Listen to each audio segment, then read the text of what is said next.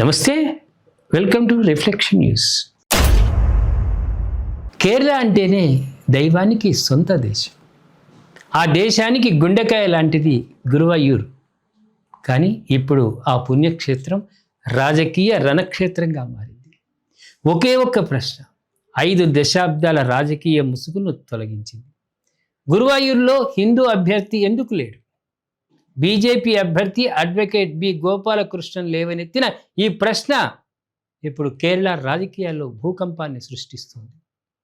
చరిత్రను ఒక్కసారి తిరిగేస్తే ఆశ్చర్యకరమైన నిజాలు బయటపడతాయి. 1957లో కోరు కులియాట్, 1960లో కరుణాకర్ మీనన్ ఇలా ప్రారంభంలో హిందూ అభ్యర్థులు ఇక్కడ ప్రాతినిధ్యం వహించారు.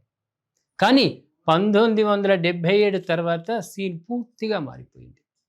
గత 49 ఏళ్లుగా ఇక్కడ కాంగ్రెస్ లేదా లెఫ్ట్ కూటముల నుంచి గెలిచిన వారంతా ముస్లిం అభ్యర్థులు.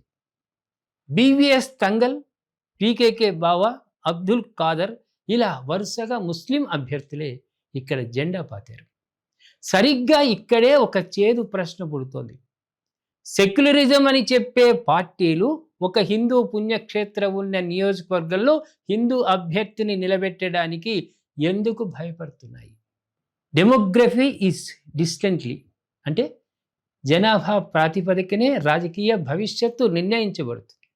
గురువాయూరు పట్టణంలో హిందువులు 70% ఉన్న నియోజకవర్గం మొత్తం చూస్తే ముస్లిం జనాభా 47 నుండి 50% చేరుకుంది. అందుకే అక్కడ ఓటు బ్యాంకు లెక్కలు మారిపోయాయి. సెక్యులర్ పార్టీల వాదన ప్రకారం జనాభా ప్రాతిపదికనే సీట్లు ఇస్తారట. ఇదే తర్కాన్ని దేశవ్యాప్తంగా వర్తింపజేస్తే హిందూ మెజార్టీ ఉన్న చోట ముస్లిం అభ్యర్థులు పోటీ చేయడాన్ని ఆ పార్టీలు ఎలా సమర్థిస్తాయి? ఇది ద్వంద్వనీతి కాదా? ఇదే పరిస్థితిని మనం అయోధ్య ఉన్న ఫైజాబాదులోనూ చూడవచ్చు. పట్టణంలో ఒక మతం వారు ఎక్కువగా ఉన్న నియోజకవర్గ పరిధి పెరిగే కొద్దీ డెమోగ్రఫీ మారుతోంది. హిందువులు కులాల వారీగా విడిపోయి ఓటు వేస్తే ఒక వర్గం మాత్రం సంఘటితంగా ఓటు వేసి వారు కోరుకున్న అభ్యర్థిని గెలిపించుకుంటున్నారు. దీని అర్థం ఏమిటి? సెక్యులర్ అని చెప్పుకునే పార్టీలకే ముస్లిం ఓటర్ల లౌకికవాదం మీద నమ్మకం లేదా? హిందూ అభ్యర్థిని నిలబెడితే ముస్లింలు ఓటు వేయరా అనే భయంతోనే ఆ పార్టీలు ఉన్నాయా? గురువాయూర్ కేవలం ఒక నియోజకవర్గం కాదు, కోట్ల మంది హిందువుల ఆరాధ్య దైవం కొలువై ఉన్న ప్రాంతం. అక్కడ ఎమ్మెల్యేగా ఉండేవారు ఆలయ పరిపాలనలో భక్తుల మనోభావాల్లో భాగస్వామ్యం వహించాలి. కానీ గత 50 ఏళ్లుగా పరోక్షంగా ఈ వ్యవస్థపై పెత్తనం ఎవరిది?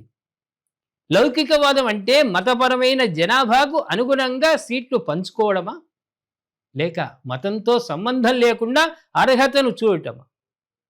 కేరళలో జరుగుతున్న ఈ చర్చ భారత ప్రజాస్వామ్యానికి ఒక సవాల్.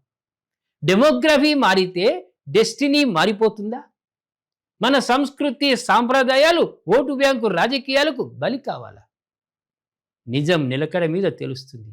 కానీ ఆ నిజం తెలిసే లోపు మన అస్తిత్వం మన చేతుల్లో ఉంటుందా? అదే అసలైన ప్రశ్న.